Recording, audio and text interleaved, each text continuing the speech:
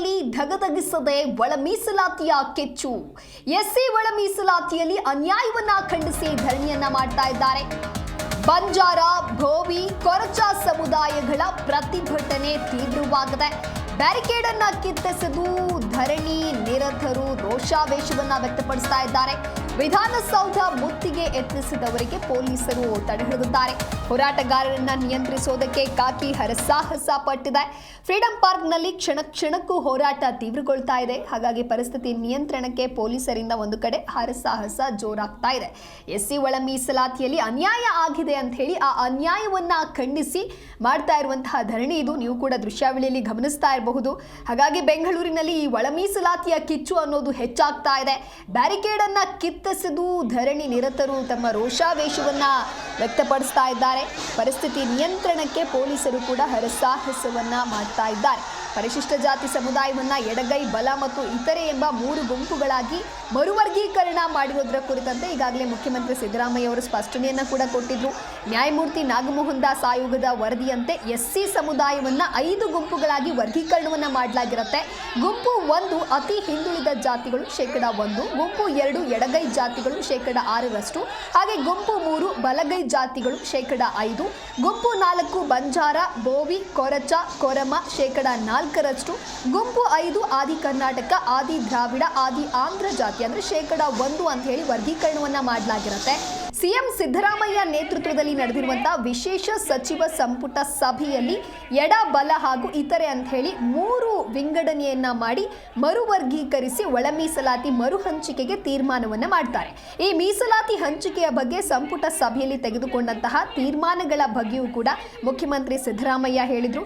ಆದ್ರೆ ಕೆಲವೊಂದಿಷ್ಟು ಜನ ಇದರಿಂದ ಅನ್ಯಾಯ ಆಗ್ತಾ ಇದೆ, ಎಸ್ಸಿ ಒಳ ಮೀಸಲಾತಿಯಲ್ಲಿ ಬಹಳ ಪ್ರಮುಖವಾಗಿ ನಮಗೆ ಅನ್ಯಾಯ ಆಗಿದೆ ಅಂತ ಹೇಳಿ ಆ ಸಮುದಾಯದವರು ಅದನ್ನ ಖಂಡಿಸಿ ಮಾಡ್ತಾ ಇರತಕ್ಕಂತಹ ಪ್ರತಿಭಟನೆ ಇದು.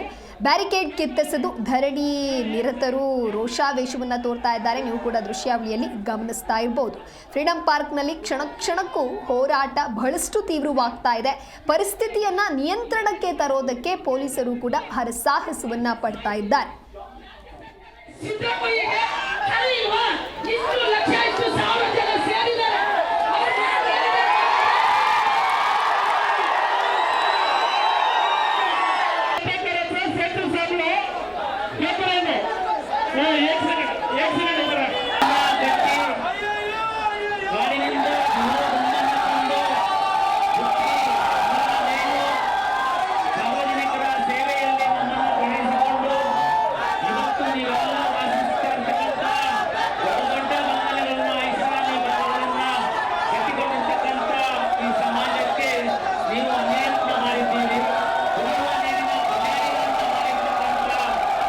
ಇನ್ನು ಒಂದು ಕಡೆ ನೀವು ಕೂಡ ದೃಶ್ಯಾವಳಿಯಲ್ಲಿ ಗಮನಿಸ್ತಾ ಇರಬಹುದು. ತಲೆ ಬೋಳಿಸಿಕೊಂಡು ವಿಭಿನ್ನವಾಗಿ ಪ್ರತಿಭಟನೆಯನ್ನ ಮಾಡ್ತಾ ಇದ್ದಾರೆ ಪ್ರತಿಭಟನಾಕಾರರು.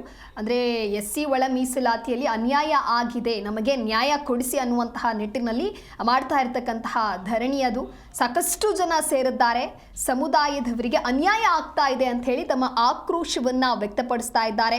ಫ್ರೀಡಂ ಪಾರ್ಕ್ನಲ್ಲಿ ಕ್ಷಣಕ್ಕೂ ಕೂಡ ಹೋರಾಟ ಅನ್ನೋದು ತೀವ್ರವಾಗ್ತಾ ಇದೆ. ಫ್ರೀಡಂ ಪಾರ್ಕ್ನಲ್ಲಿ ನಡೀತಾ ಇರುವಂತಹ ಪ್ರತಿಭಟನೆ ಮೊದಲನೆಯ ದೃಶ್ಯಾವಳಿಯಲ್ಲಿ ನೀವು ಕೂಡ ಗಮನಿಸ್ತಾ ಇರಬಹುದು. ಕೆಲವೊಂದಿಷ್ಟು ಪೋಸ್ಟರ್ಗಳನ್ನು ಹಿಡ್ಕೊಂಡಿದ್ದಾರೆ. ಜೊತೆಗೆ ತಲೆ ಬೋಳಿಸಿಕೊಳ್ಳೋದ್ರ ಮೂಲಕ ಮಾಡ್ತಾ ಇರತಕ್ಕಂತಹ ವಿಭಿನ್ನ ಪ್ರತಿಭಟನೆ ಇದು.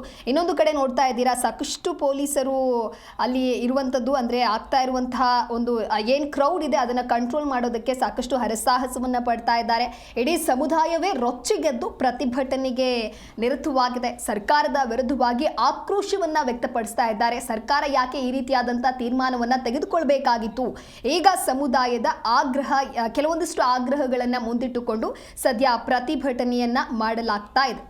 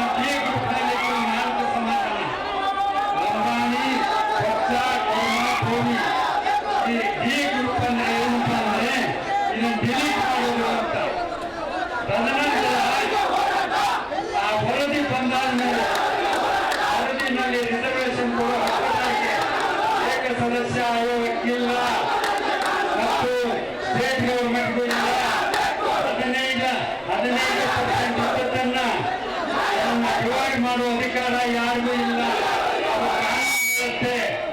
ಅದನ್ನೇ ಡಿಮಾಂಡ್ ಮಾಡೋದು ಪ್ರಯತ್ನಗಳು ಬೇಡ. ಅನ್ಯಾಯ ಮಾಡಬೇಡಿ ಚಂದಣ್ಣ ಸರ್.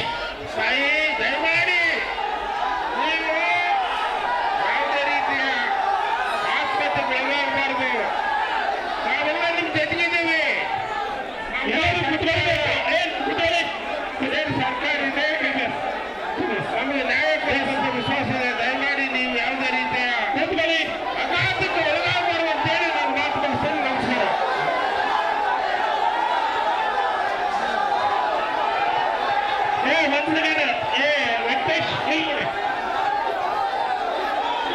ಶಾಂತರಾದರೆ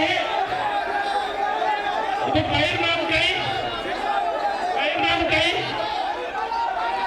ಹೆಣ್ಣು ಮಗಳು ಡೀಸೆಲ್ ಪೆಟ್ರೋಲ್